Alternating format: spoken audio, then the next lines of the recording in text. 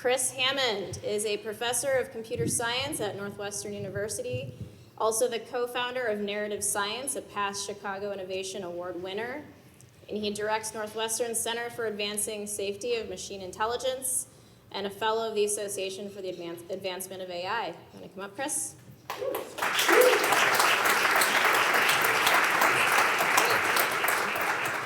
Next, we have Hardik Bhatt, who is on the board as well, but he's the president and CEO of SDI Presence, the former CIO for the state of Illinois and city of Chicago, a civic leader and previous technology executive at Cisco and AWS, so both corporate and public sector. Come on up, Hardik.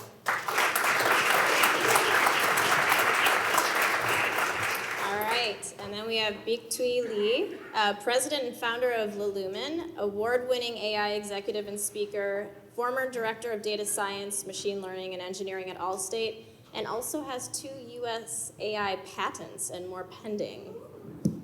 So you probably want to catch her afterwards and talk about that. Come on up.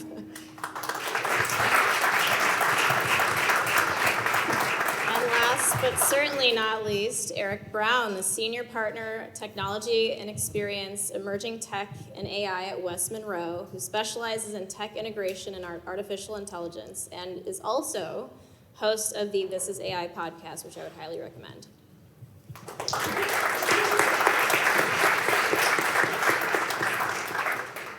All right, great. So we're going to go ahead and get started. So can each of you take about 30 seconds to describe what you are working on right now? And maybe, Chris, we start with you? Proximity. Sure. No, that's great. 30 seconds. Actually, the most ridiculous thing I'm working on right now is I have a set of students who are building a model of me.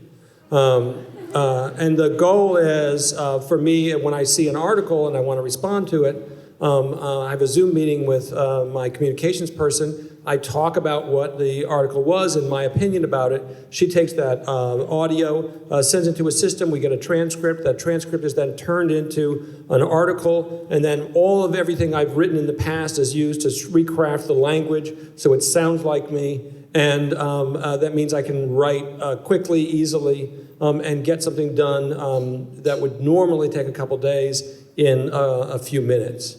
But it always is me. No, that's it. I mean, it's having a language model write for you. Sure. But having it write for you in your voice with your intent, that's exciting. And that would be a little slice of what I'm working on right now. That is pretty awesome. I kind of want that for myself. Oh no, that's actually that's the point. Is if you've got the data, we can build you. Yeah. Fantastic. I'm going to follow up with you. All right. Hardik, you. So I'm doing a lot in different roles that I play in different walks of my professional life. So at Fermi, we are looking at comparing AI and quantum and seeing where quantum's coming, how quantum's going to impact, but AI is now. How can the scientific community leverage that?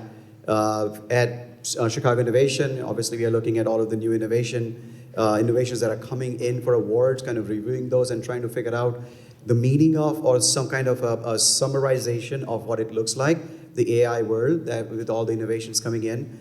As an angel investor, Hyde Park Angels, we are seeing so many kind of new companies that are coming up for seed funding at HPA, so kind of looking at the kind of innovation that's coming through. But in my day job as the CEO of SDI Presence, we are a consulting firm.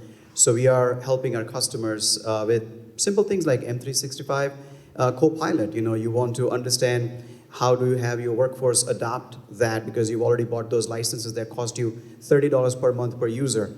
Now you want to put it to use. We are also very, very focused on with amazing partners like Northern Trust, Microsoft and P33 to start creating an AI workforce in Chicago, and how can Chicago kind of lead in that area as well. Excellent. Thank you so much. Vic, how about you? Okay, 30 seconds. Okay, 2 major products I'm really excited about. One of them is a novel cybersecurity geolocation technology that we wanted to be able to make it available across everybody from government to entertainer, that they can use the application built upon it. So what does that mean exactly? That means that you can build multiple use cases from military to, as an entertainer, you might want to be able to, let's say, have a virtual reality show in a geolocation that is across the board remotely to everyone, that is secured, right? So that is one of the applications. The other one is that I'm also working with Endata AI to bring in a European, they want the European Innovation Award for renewable energy. We want to be able to bring that to the United States and not only make it not just available for renewable energy, but also make it available across the sector in terms of industry-wise and multiple business use case, because underneath all that hood is a lot of technology capabilities that they were able to master. So that is what I'm bringing on. And on top of that, of course, I have my advisory board where I go in and help companies, not just startup, but also mainly like corporate companies with all those years of experience, like how to go about bringing AI to your company, not only just from a technology, but what does that mean from a process and a people? Because every single aspect of the entire development life cycles, there is an impact that AI has given, and not a lot of people understand what that is. Eric. I am playing a new role this year at West Monroe, which is pretty fun, so leading emerging tech and AI across the firm. So that's focused on two things. I'll avoid specifics, or we'll be here for more than 30 seconds, but I am working on how we build assets that directly support the work that we're doing with our clients. Secondly, focus on how we use emerging technology and associated tooling to better and more efficiently execute the work that we're doing internally and the workflows we're executing internally. As part of that, I'm also rolling out a new process for how we fund and manage and support innovation across the firm. That's pretty exciting. We don't, Amanda, what was it, 3 billion, 8 billion you spend in AI? We're not, okay, we're not quite there yet. But like maybe with, if Accenture helps us just with a fraction of that budget, I think it would really make some solid moves at West Monroe too. But so it's exciting to be doing that. Thanks for the foreshadowing. We're going to get into process later. All right. In one sentence, can you describe your relationship to AI? Who wants to go first? Since I'm kind of putting you on the spot. I got a mic. I'll start. I would say a eternal student and partner, but one that does not take. One that is discerning and does not take any answers without thinking through them. Okay, anybody who talks to me knows that I'm very, very passionate about AI and technology. I can just go on forever. And because of that, I think my number one goal in life is to make AI, which is the latest craze, accessible to everyone, that is very efficient and also responsible without you having to think about it. I think I'd say I still feel like we are dating, and not a bipolar person, but a multipolar person, and trying to figure out exactly what are the benefits, what are the dangers that we need to kind of overcome, and at the same time, how do we make sure that it's a play for everybody, not just for a few. One sentence. So I've been working in AI since 1980. It's the only thing I remember ever working on for real. And my relationship with it now is, on one hand, really working hard to develop all the things that we can do with the current technologies and push them forward, and on the other hand, to make sure they're safe. I mean, that's it. We'll keep it to a sentence. Well, that was like 6 or 7, right? But it's today. If you do development work in AI and you are not completely concerned with how it interacts with human beings and how to keep it safe, you are. I'll tell you, you're part of the problem, not the solution. Provocative. I love it. Okay, last question to continue getting to know you all. What was the last thing you did with AI? What was the last task you completed? I can go first. It's a simple task. We hired some new leaders and we made some organizational changes. So I put together my organizational announcement and it turned out to be 2 pages long. And obviously then I used Copilot to kind of help me shorten that, make it precise, make it concise, make it really impactful. And nobody replied to my email saying that it seemed like AI wrote it. So successful. That's a win. Okay, do I have to say the very last? Okay, so here's something that's really interesting because I've used AI to do research, right? Because that to me is the lowest risk that I can.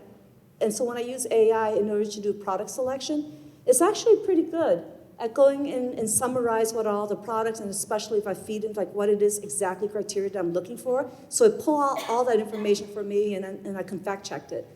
But what's interesting is that I used it for my own personal research, which is a kitchen remodeling job, and I'm trying to find the perfect kitchen sink, stainless steel. So I got down to I want a stainless steel, 16 gauge, because I'm an engineer, I did my research. I want noise dampening, so I got all of these things. Find me the product, the vendor that would provide me with this. They cannot do it. You had a lot of specific inputs to it. Maybe you needed to be a little more generic. Do you know what? One thing you learn about engineering, and a lot of times people think that you start out with something negative because you're asking, what if? Like, what are all the criteria? What if it's going wrong? But what they don't understand is engineers we don't want to solve something that's already working. If I'm going to build you the bridge, I want to know what the environment, the soil, and everything, because I don't want it to sink, right? So I did my research. I don't want to be hating the sink when I'm doing my dishes for the rest of my life. That's fair. I've never used AI. I don't trust it. Perfect. You're a good man. I don't trust myself. No, I'm going through a bit of a thought exercise, actually. This is kind of a nerdy task, so I'll keep it high level. But I am building a CRM from scratch in a platform that I am not comfortable with as a software engineer, that I haven't used very often, just see how far I can get. Anyone from Salesforce here? Watch out. I'm coming for you, and it's not going to be long. We sold narrative science to Salesforce, so I don't do that. I remember that. It was what did I do with AI today? On a personal level, I'm taking my wife to New Orleans in a few weeks, and it was looking for an appropriate restaurant within walking distance of our hotel. So when we landed, we could go to dinner, which was lovely. But I would say the thing I did, it was not so much with AI, but about AI, was having a conversation with a team that's working on a multi-agent system about how to manage what each of the individual elements is doing and synchronize them in an agentic model, and do so without having overarching orchestration. That is, having each of the individual agents manipulate and negotiate with each other. That's kind of it, and then we're working on what we call Elizabeth, which is an avatar that we have that now has multiple instantiations of an agent that you can have a conversation with about anything, but about in particular things that are ephemeral that language models really struggle with. So that's kind of what today was. I love it. A very diverse set of tasks. I personally love using it for performance reviews. It's built into Workday, so if anybody from Workday is here, thank you. All right, so we have our first audience poll. So the question is, what is the biggest opportunity with AI today? So the answers are either frees up our time, accelerates innovation and problem solving, aids our environmental and sustainability efforts, enables us to live longer, healthier lives, or E, other. So go ahead, scan the QR code, and enter in your thoughts. Do any of our panelists have their input since you're not on your phones right now? Oh, interesting. It's not a very green room. No. Sustainability, environmental. So there's an opportunity area there, is what I'm seeing. Yeah, exactly. I think my personal favorite is that it frees up our time to do everything else. I love that.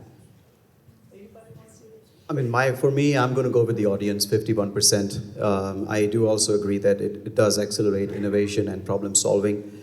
We can talk a little bit about like what does innovation look like later in the segment, but I do agree that at the moment it seems like it's going to accelerate innovation and problem solving. Yep. All right. It is B for the win here. And it's good that you broke. Can I say something about Yeah, that? absolutely. So, and I promised someone I'd start talking about this. Accelerates innovation and problem solving. So this is something that anecdotally we've seen because we now, remember there used to be this notion of the digital native, somebody who was brought up in the digital world and how different they were. We now have the beginnings of the rise of the AI native, people who are brought up in an AI environment. So I'm working with students who were in junior or at the end of high school when language models really took hold. And they are not as good as they used to be. And that was anecdotal. It was just me like being pissy about it.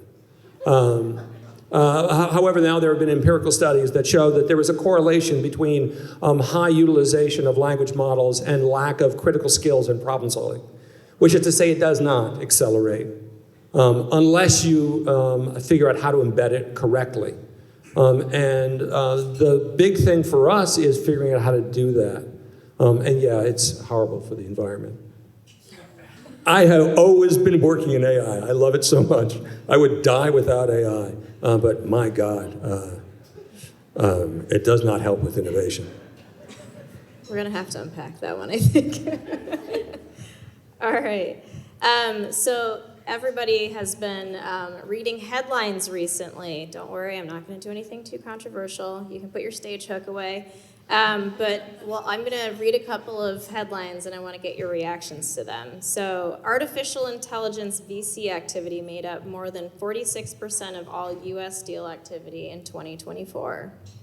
Thoughts, criticisms, is it clickbait? Tell me more. It's probably just true. I mean, I wonder what the percentage was at the height of, however many years ago, 10, 15 years ago when cloud took off, right? And then how do you classify an investment that is related to AI? Is it a company offering an AI solution? Is it a services company focused in AI professional services? There's a lot of different ways to qualify that, but I think that's where the puck is going, and that's where the dollars are going as well. I think there will be winners, there will be losers.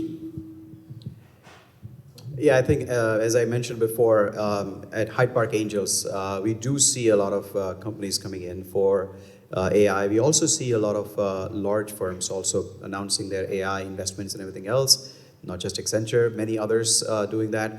I think the key is what do they define and what do each of them define as AI? Because in many cases, I worked for Cisco, and when IoT came out, IoT was not new. It was there for since 1990s, but became hot in 2012, 2013. And everything that we did at Cisco was IoT, was self-learning networks. And so I think the key is going to be deciphering or kind of distinguishing between this is the real AI-related work that you're doing. We just came across an amazing startup that we are doing due diligence on, which seems like it's what real AI should be or could be. So I think that might be true, but I think how you qualify each of those is crucial.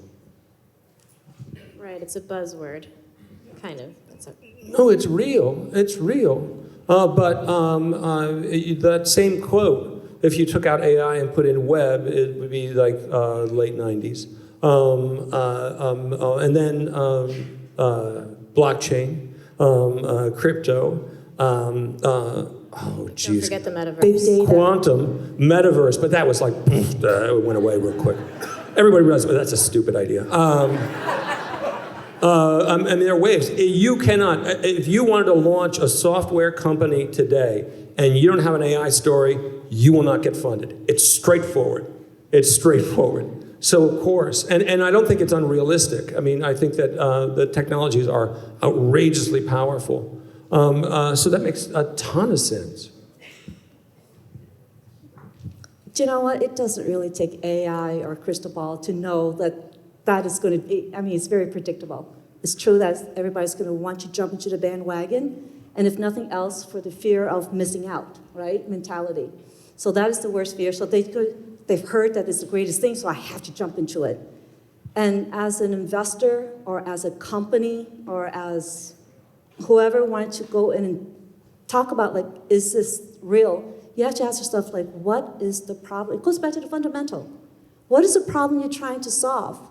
What is the value you're bringing to, like, why would the user, the target audience, care about it? And more importantly, what is the ROI? Because just like with big data, which is the last biggest revolution, so many people jump into the bandwagon. Even now, they say, like, how many percentage of AI failed? And I can tell you right now that the number one factor in why it failed is because they all jump into the bandwagon without thinking, what is the problem I want to solve with AI?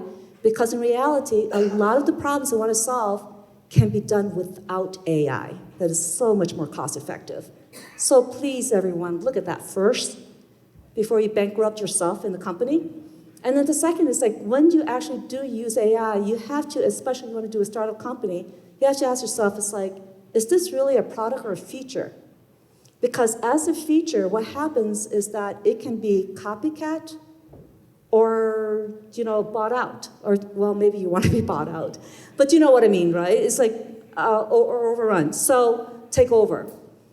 But a product, something that's real, that's adding value, that's staying ahead of the curve, is going to last. So that would be my biggest takeoff. Is like, with everything else, understand the problem you're trying to solve, and then you try to figure out, how do I make sure that this is actually adding value and it's just not another feature? So a lot of how AI has been coming up in the news as well, and some more, challenging connotations to it. I'm going to group two of these together. One is Governor Pritzker signs legislation aimed at preventing discrimination caused by AI tools that aid in making employee recruitment. And then the second one is the U.S. declines signing an international agreement outlining an inclusive and ethical approach to the development of artificial intelligence. So it kind of gets into is it discriminatory? What type of legislation and regulation should we be looking at? Clickbait. I don't know. I'm gonna get canceled today. This one is interesting to me. Like, so Governor is Governor Pritzker here? Just be careful what I say. I think that makes a ton of sense. But, like, yeah, it's kind of common sense. Like, these are just, we're talking about, like, human rights here, and the fact that there should not be bias in any sort of hiring practices. That is legal right now with respect to humans making decisions. That should be, I would hope, just a clarity, right, or clarification that should be the case with AI and other tools that we use. So certainly support that. I haven't read the legislation on, this kind of global, like the U.S. and was it U.S. and U.K. not signing this? I could see it being like it is unruly and there's too much stipulation in terms of how you regulate it. So for example, like, do we hold the people creating AI accountable for anything bad that can happen with it? Please no. Or it could be just too vague. I don't know. So I think that's kind of like, to be honest, have not read the details of that one, but I imagine it's kind of clickbait that leads to one of those scenarios.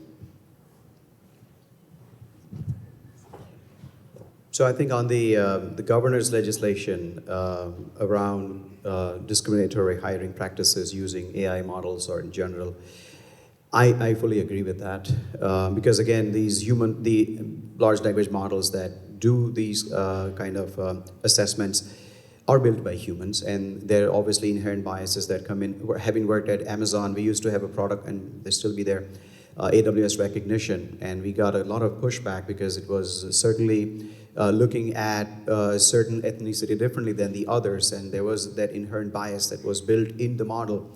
And now that we are working in south side of Chicago, looking at creating opportunities for the south and the west side residents of Chicago, all of that makes sense. That you definitely want to make sure that an algorithm doesn't exclude a large population just because of their education, their background, their all the other factors that come in when you are basically selecting or shortlisting the candidates that you want to interview with. It should not have required a legislation. That's my point. The U.S. not signing that, I think, obviously, it's not just the U.S. that's not signing that. Many other countries are not signing that as well. But it doesn't absolve us as a country to make sure that we are thinking ethically. We are bringing ethics into how we are building these new innovation. I do also want to say, having worked in government twice, governments try to put regulations so much that stifles innovation. So I mean, again, it's something that we should always be watchful of. Our leaders, politicians should be watchful of, that it's not stifling innovation. And as long as that doesn't happen, ethical innovation is always good, and regulations sometimes kill even that. Oh, jeez. Biden had two executive orders associated with AI, the AI Bill of Rights, and then a mandate for each of the federal departments to go through a vetting process with regard to AI systems and work with NIST to figure out testing regimens for the different systems they were bringing in to avoid things like bias, which is the easiest thing to fix. That's the easiest thing to fix. That's gone. Both of them are gone. In tandem with that, it's clear that the regulatory environment with regard to AI is gone for at least the next 4 years. With regard to the signing of the European documents, whether or not, here's the thing, when you sign up for being responsible, being ethical, being careful, then you're signing up for being responsible, ethical, and careful. And there's not enough detail in understanding what's going on. The problem right now in terms of regulation is people don't understand the harms. When electricity rolled out, this is my favorite metaphor in the whole world. When electricity rolled out 128 years ago, we could identify the harms because things burned down, people died, and we were like, oh my God, we have to make electricity safe. With AI, there's the quietness of bias. And then there's watching decision-making get degraded, watching people depend too much on a technology that they don't understand. And there are a set of harms that we don't see yet and we don't understand. And it's hard to regulate if you don't understand the harms. And so we need to go through a phase for this where we actually attend to what's going wrong. It might be that the worker sitting next to you doesn't suddenly burst into flame, but it becomes stupid. And that's real, and it's honest to God real. And we don't want a next generation of people who are stupid and lack problem-solving skills. And the issue right now is that we're not attending to, because we tend not to, we're not attending to the cognitive impact of these systems or the long-term impact of these systems or the more sort of group area impact of these systems. We're just not attending to it. And so it will have bad things happening. I am not a fan of stifling innovation. It's all I do for a living. It's all I do. But I got to tell you, I don't want to innovate and hurt people. I just don't want to. And part of innovation is embracing the notion that our job, in particular in computer science, way in particular in AI, our job is to make things better. That's it, to make things better. If you don't elevate the human condition, then you're missing the boat. You're just missing the boat. You're not innovating, you're just making money.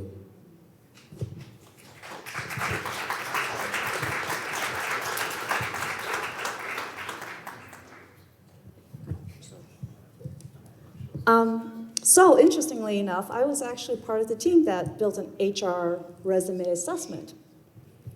And this goes way back. And so all the problems that we experienced during our testing phase and everything, you've read about in the news, so I'm not going to go through that again. So obviously when you see all these problems, the first thought of the mind is like, okay, did we have the data right? Do we have the algorithm right? We went through all the technical problems. But what I would like to remind people and everyone, especially since I was sitting on what was the data governance, but in reality we were evolving to AI governance, is that you don't just, if you did everything right, you did the algorithm, you have the data actually wasn't from an external source, it's actually internal and all that. At the end of the day, you have to admit to yourself, you don't have just a technology AI problem, you actually have an HR problem. Because if you're using data within your company, what does that tell you about your company? And I'm not saying that people are consciously being biased, because there is such thing as unconscious bias. I was actually put through, when I was at Allstate, I was actually put through an unconscious bias training to be a trainer in unconscious bias. And I have to admit, there are certain things that opened my eyes. Because when we go out, for an example, recruiting, we're hiring, we tend to hire people who think the same way we do, right? And one of that, believe it or not, is like when you see somebody shy, and I thought to myself, oh, it's because you're a shy person. I want to give this person a voice, especially women, and especially if you're in a technology. So I thought I was doing a good thing by trying to, like, oh, Kath, would you like to say something, right? And what I didn't realize, like, no, I didn't really appreciate that. Because I'm an introvert, I like to think things through before I speak up. So thank you very much for putting me on the spot, right? And that is an unconscious bias. So what I'm trying to say is this, though. So I think what he provided in terms of law of Illinois, I think is very helpful because that forces you to think, and not only think about from the technology point of view, but what does that say about the people and the process and the environment, the culture we're in, because now we know that we need to have a training session, right? And then with regards to not signing, so I've been following the EU Act, I've been following all of these acts since, oh gosh, forever. And when they first started out, and it was just a concept. And it's interesting the evolutions of it, and having sit in some of these committees and listen to it. Everybody's like, why haven't we gotten the law out yet? And by the way, having sit in corporate company and sitting in the committee and doing governance, it is not easy, folks. I'm sorry, it is easy to say, why can't we just create a copyright law against AI? But then when you hear about all the representatives from the Artists Guild, everybody from actors to writers to poetry, every single one of these medias are very different from each other. And because of the nuances, you have to be careful about the law that's being passed, because a law that fits one types of artist is not going to meet with the other one. It doesn't work for them, and all of a sudden they're in a bind. Because for an example, right now, we talk about bias. And one of the issues that we were having when we were trying to roll out, being able to download the photos of your car crash. Now, is this a total loss or not? Well, we tell people, please do not send in your Social Security or your credit card, and people sent it in anyway. So if we use AI to automatically download it, it becomes, we're in compliance issue, right? And all of a sudden we're infringement. But what happened is that let's use AI, because we're doing thousands of these photos, to filter it out. So we will be in compliance. But because of the whole bias, we're not allowed to use credit card to test our data, right? Just like the same reasons why drugs nowadays are infamously known that they test with white men and not with women or people of color and ethnicity. So in order to make sure we balance it out so that we do make sure that these drugs are effective among other than white men, we need to know your gender. But what happens if the law is against collecting information about the gender? So you have conflict in it, right? So these are the type of conflict that are hard. And with regard to stifling innovation, trust me, we were ready to roll out our data science platform that's really innovative. We rolled out to cloud within a week because the way we designed and architected it was amazing. Rolled it out within a week. It was beautiful. Until security said, oh, guess what, guys? We're not quite sure if it's like 100% safe. We don't know if we did all the research. Roll it back, right? So talking about stifling innovation, but on the other hand, it's the unintended consequences that we have to consider. So at the end of the day, sure, I've read about why we haven't signed it from both sides of the angles. Some of them is through pure good motivations to why they're against it or for it, and others like, okay, there's some political maneuvering around it. But I have to ask yourself this question. Do not use the excuse that because there isn't a rules and regulation out there is the reasons why we cannot put it in the product. Because when you built this product, the reasons why we have laws is to prevent people who would take advantage of others. So if you're a good person who believes in responsible AI, do not wait for the rules and regulations to come out there. Ask yourself, when I built this, and the person who's using it is my family, my loved one, my friends, my neighbor, my community, how would it impact them? And then build it.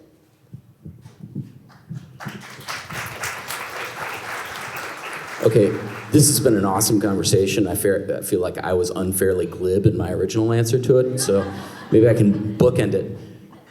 I think to summarize this, what's really cool is this is just demonstrating the potential that, and I'll go back to a couple things that Chris said, in using AI. But I feel an unbelievable, and again, going back to something Chris says, an unbelievable accountability to make sure that we use it right and drive no harm in the way we use it. We have to mercilessly test our use of it, test against outcomes, challenge it, redefine it. Everything that you said, this is the human that is understanding the limitations in what we're producing or how we're interacting with AI, and taking that accountability to make it better. And ultimately, that's what it's for. I'm hesitant to support heavy regulation of something that is so dynamic and requires so much human intervention. By the way, we're not going anywhere, right? It's not replacing us. We have to figure out how to live and apply it effectively. So the regulation has to be focused on those outcomes, on how we can make it clear that we can produce no harm as we learn how to apply these tools. And just as a follow-up, because I was actually in the discussions, like what are the rules and regulations we need to have, at this point in time at the company level, and the question of like, we don't want to regulate to the point where we stifle innovation. So believe it or not, we go in, we created guidelines. We did not names like you have to use this product, you have to do this. We just provide guidelines. And the feedback was, you weren't specific enough, so we can't. So we just dropped it, we just ignored it. So there is that fine balance. So it's a constant learning and a constant tweaking as we reiterate, because to your point, things are evolving. I think that there's a path though. I think that we don't know what to regulate right now. We really don't know what to regulate. But there are certain things we can do that we can regulate that would be unbelievably beneficial for us. For example, to be able to say, look, when you produce a system, you actually have to commit to tracking utilization and harm. You have to build up the data about what's going right and what's going wrong so that we can learn where there are problems and we can learn how to regulate things. And you put out a new drug and you already have gone through a whole testing process. It's rigorous. Oh my God. You've done clinical trials, you know about adverse effects, but then you track the product. That is, and then there's a system that FDA uses called FAIRS, where any problem with your product gets into that database. And we can do analysis of that database, and we can see whether or not that product is actually more or less beneficial. And AI does not have that, and AI absolutely needs that, because the number of, quite truthfully, unforeseen effects right now are legion, and it's only just beginning. And even when you look at, I mean, there are workforce issues in terms of things like, well, Meta deciding it's going to cut its AI, it's going to cut its developer force because they can do things with AI. And that sounds, oh, that's bad because now we're not going to, we're getting rid of jobs. But it's more, what's more interesting for me is that, oh, we're going to generate code without looking at it from this point on. And that's unbearably dangerous. And in fact, I was talking to somebody about this earlier, that if I were nefarious, I would know absolutely how to exploit that. And insert backdoor code into everything that everyone uses without them ever noticing it because they never look at the code. There are ways around it, and there are things that we can fix, but we keep thinking that we can have ethical conversations or responsibility conversations or conversations about what is the right thing to do without understanding impact and harm. And that's where we are right now. We have to understand the harm. And if we don't, we will build systems that are dangerous and bad for people. Everyone answered this question twice, so I have to answer it twice too. And then we're going to move on to the poll. But I want to ask a question to the audience by show of hands. How many of you sitting here are drafting an AI-related regulation at the city level, state level, federal level? That's the problem. Who are the people that are drafting regulations? Why are they not showing up at AI plus IQ? Are you going and testifying where the regulations are being drafted? And those are kind of things that... Yes. Yes, you are, right? So those are kind of things that I think it's very important that it just doesn't stay in this hall. It goes to the right people. And we are kind of talking about them. They should be here too. Yes, totally agree. So I want to hear from all of you. What is your biggest concern with AI? This is another poll question. So while we're trying to do that, so let me two things. One, his point is like who is trying to influence the regulations at the city, government, whatever level. I encourage you to go out to the NIST government website. You can actually sign up and attend some of these meetings. And as a matter of fact, because they harvest all of the experts as well as, and the companies and all the experts and the researchers to come up with these standards, they actually ask for community inputs. So you can actually have a voice. So that's one thing I would like to encourage you to do. And then the second thing I also would like to encourage you to do is to actually read the EU AI Act, because on one hand it sounds very broad, but in some ways it's also brilliant. And the reason why I'm saying that is because having sat on both the consultant aisle as well as the industry aisle and having been on, built so many different systems and everything, the reason why it's brilliant is because it forces you to identify the risk. Because in order to, how much innovation and what you can and can't do and how much to stifle is dependent upon the risk, right? So it goes in and helps you identify and define what are the risks and what are the impacts. And if you understand that, then there are things that the risk is so vast and that you don't want to take that risk, so you would slow down in the innovation and force yourself to think. Whereas others, you know what, the impact of this, who's gonna care if I didn't build the perfect AI for my calendar, right? So the risk there is pretty low. So please take a look at that and just at least understand what are all the different risks and how does that apply to you when you're building your products. This discussion has been absolutely incredible. I've been taking notes. I actually think we should open it up to the audience to see if you have any questions, and then we have a final round that we'll close out with each of you. Yes? Hi, my name is Nina Patterson. For a moment, I thought it was like a long-lost lover of yours, and you were like, oh my God, it's Nina. Hi, my name is Danita. Shout out to Northwestern University. But I'm a Hollywood producer, and so we went through the writing strike because of a lot of the AI. And one of my questions, I love what you shared about the no harm and all, because we're very concerned about the harm. I know ethicists that I'm talking to in the AI space. But my concern is I deal a lot with intellectual property to protect my content, as well as trade secrets, obviously copyright, so lots of lawyers that I deal with. because we have these brilliant minds here, I know that there's not a lot of regulation, but if we were to just have a think tank, a blue sky, what would be something that we could begin to look at as some regulatory aspect for protecting the IP of, I worked on shows like The Fresh Prince of Bel-Air.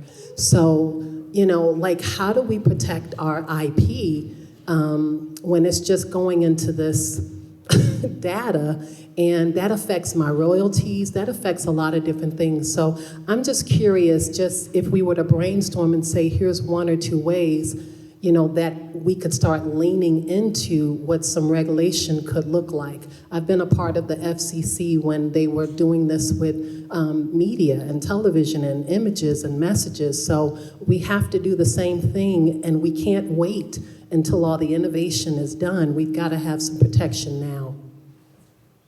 Thank you. I mean, unfortunately, the protections we have are from a world that no longer exists. And so copyright, for example. Copyright is really very explicit in terms of what it's protecting. It's protecting the text itself. It's not protecting the style, the tone. And so we need to find a new set of rules that are aimed at protecting that kind of intellectual property. But for me, it will always come down to, again, identifying where the harms are. And when I say identifying where the harms are, I'm not saying, oh, I can't see them. No. It's really identifying who is hurt, how they're hurt, and what the benefits are. And finding that spot where the people who have created intellectual property, who have created film and written pieces that have been absorbed and now used, finding a way to actually appropriately compensate them, and in fact compensate others, because if I steal all of Hemingway and I get a Hemingway, that's actually going to undercut an entire industry. Realizing that we really have to pay attention to building systems that are competing one-on-one against creatives, and we're not there yet. But I think that if you make efforts in the direction of new law, I think that's fantastic. I don't think we can regulate it right now because we don't know what it is, but we can sue. And I'm a big fan of that. Illinois, when Illinois decided to sue Meta, it was like for harms associated with children, it was like, yes. Because if you can't get a regulation because you can't quite articulate exactly what it is, what you do is you bring it to the fore, you sue, you might get a solution, but then you can start thinking about how you change the law. And that notion of aggressively looking at there's harm, I'm going to hold you account. I'm always going to hold you account. And I'm no longer going to listen to, well, we can't anticipate every problem. Because in fact, these problems, you could. I think that is it's more in the, how do I put this? I teach all of my students who are going off into industry, I make them watch the Kirk Douglas movie Spartacus. Because at the end of the movie, the Roman soldiers come and find all the rebels, and they say, tell us who Spartacus is, because we're going to crucify him. And Kirk Douglas raises his hand and says, I am Spartacus. And the guy next to him says, I am Spartacus. And the guy next to him says, I am Spartacus. And they all get crucified. I'm sorry. But there's that notion of you want to hold them accountable. And in particular for people in computer science, people in doing development work in AI, it's not like their jobs are going to go away. They're not going to go away. And so it's up to them and it's up to us to say no. And they have to say, no, I'm not going to do it. And then there are people who have got to say, no, this is wrong. You've hurt this. You've hurt this person. And I'm not going to let you hurt this person again. So the only thing I can do is I can sue you. Because burning down buildings is not a good idea. So Eric's watch is telling him to stand up soon. So It actually said I did it, which is incorrect. I didn't. So somehow you're standing and sitting. We have very few minutes left. So Bick, if you want to join in, and then we can go through a rapid fire round. Right, to answer your question, I know that last year, they were actually working on specifically what you're concerned about. The IP for all the artists, performing artists as well as because of the whole Gen AI, right? Because somebody can go and say, draw me in this style of Picasso. If you can imagine you're an artist, you develop that style. That style is your signature. You can see that, you can see the painting, you might not know the name, but I recognize the style, right? So I understand they're very important. They're actually working on that, and my comment earlier is specifically for that because it's actually very complex, and that's the reasons why they're working on that law to make sure that it covers all the nuances of the copyright laws, right? And then, because it also involves like how long does the copyright last, and what does it pertain to, and if I'm the author who creates. So they went through all that. But in the meantime, believe it or not, people are trying to solve it through technology. And there is a nonprofit organization that partnered with a researcher in a university create what's called data poisoning. So you can go in and embed your work with poison the data so that I, as a user, see the data, see your picture, your photograph, whatever it is on the website. I would not see the poison in it, but anybody who doesn't pay you for it, download that and try to steal it, it would actually poison the AI, the model that built it. And that would ruin the model completely. So there are solutions to the technology. And now we'll have an unintended consequence moment. So imagine I did that with a piece of backdoor code that I put into, 200,000 pieces of code that I store in GitHub, and it gets shoved up into GitHub and part of the training corpus that is being used to generate code that is not looked at, so no one sees that piece of poison, but that piece of poison is put into system after system after system, and is actually pumping data back to me. Same technology, same notion. But used in a very different way. Oh, I was concerned because data poisoning is to prevent people from stealing the copyright, but what happened is there are bad actors out there who goes in and is like, you know what, I don't really want to be identified as a police officer, so I'm going to post my photos with poison in it, and the hell with that. So, so it's the unintended consequences at the end of the day, right? You have to think about the risk and what is that going to do. All right, let's close out with one more audience question.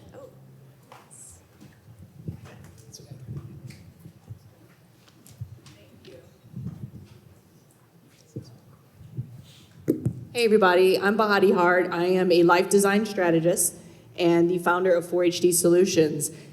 As of 3 hours ago, I was a federal employee who got rifted. I want to know, what are your thoughts on Stargate project? It's like you were reading the questions. That was one of the headlines I skipped. I'm sorry. Sure, let me read the headline that we had. It was a joint venture dubbed the Stargate Project aims to allocate $500 billion over the next 4 years towards AI data center infrastructure, a move that seeks to bolster the U.S.'s position in the global AI arena. Who wants to take it? So at a high level, to invest in AI infrastructure for the U.S. so we can make sure that we're competitive with the rest of the world, I think is a good thing, right? And we do that in the right places. There's a lot of opportunity to draw AI research and entrepreneurs to take advantage of those resources. Now, I think the trouble right now is there's been a lot of, in the news, statements about how much employment that is going to add. Well, I'm pretty sure data centers are some of the lowest employees per square foot of any business out there.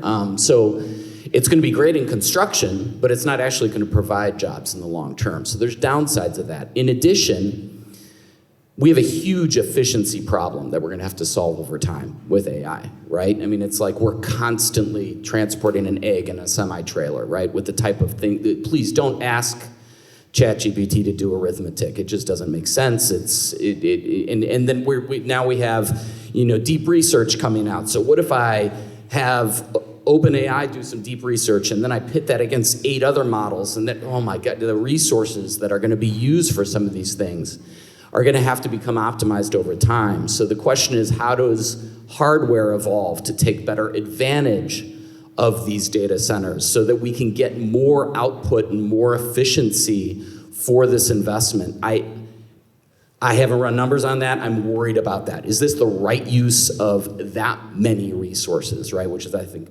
a huge issue in government spending right now. And it's all industry. It's not to support academic research, certainly. And if you look at DeepSeek, there's a whole set of arguments about DeepSeek and why they were able to do what they were able to do cheaply. But one of the arguments is that they were denied access to modern chips, and so they had to actually try to build on a little less powerful platforms. And they did a great job, but they did a great job because they were constrained.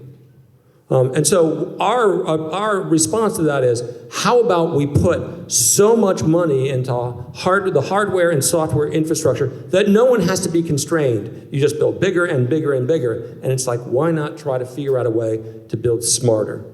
And so it's gonna, it'll happen in one way or the other, but it's gonna be for industrial improvements. And so companies using it, not going to be for the academic world, which I really do love, and it's ignoring the idea that innovation does not come from opulence. Innovation comes because of scarcity, that you're trying to do something with scarce resources in a narrow world, and that's where you get great innovation. You don't get great innovation by saying you can have anything you want. That's not where greatness comes from. Greatness comes from being smart in a world of scarcity. So let's bring the human into this equation. So what Eric mentioned is critical. $500 billion invested, that doesn't create that many opportunities. We've seen industrialization did leave a few humans behind, but computerization left a lot of humans behind from the workforce, and AI is going to accelerate that part. So one of the things that we are encouraging all of the Chicagoland businesses is to invest in the community as we are building, not us, Northern Trust, Microsoft, and Exchange, and many other programs, building that AI workforce. It doesn't need to be software engineers building large language models, someone who's as talented as or intelligent as Chris or the other panelists. These are jobs that can provide level 1 support when you're adopting Microsoft M365 Copilot. These are jobs that are like simple full stack developer course, 12 weeks, they can go and take the GitHub, Copilot GitHub code and start stitching it to build something. That's where the investment needs to happen, but let's not just wait for the government to make that investment. It's our responsibility to collectively work together to make that happen, because we are the ones who are leaving a lot of humans behind because we are moving too fast. We have to make sure. My message is no humans left behind in this AI equation. Absolutely.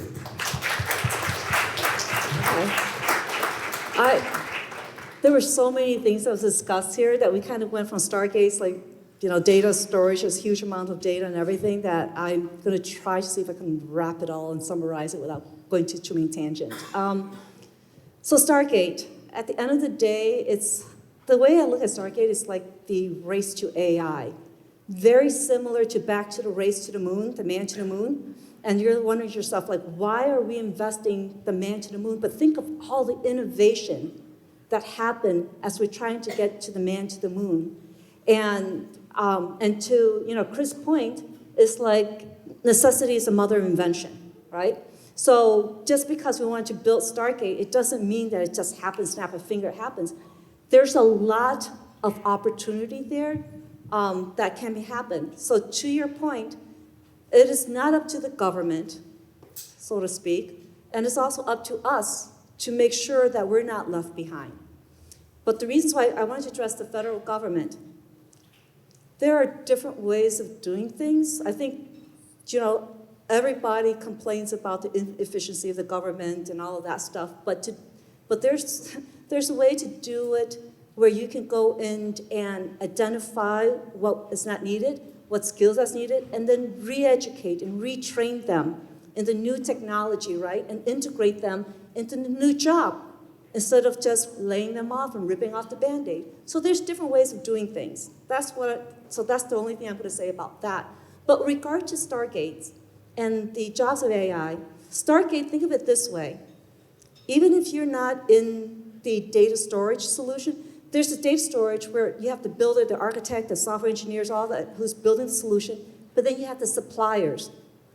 I don't know anything about AI, I don't care, but you need to supply all the chips, or the bits and parts and all the pieces, right? That goes into building the data center and this data storage.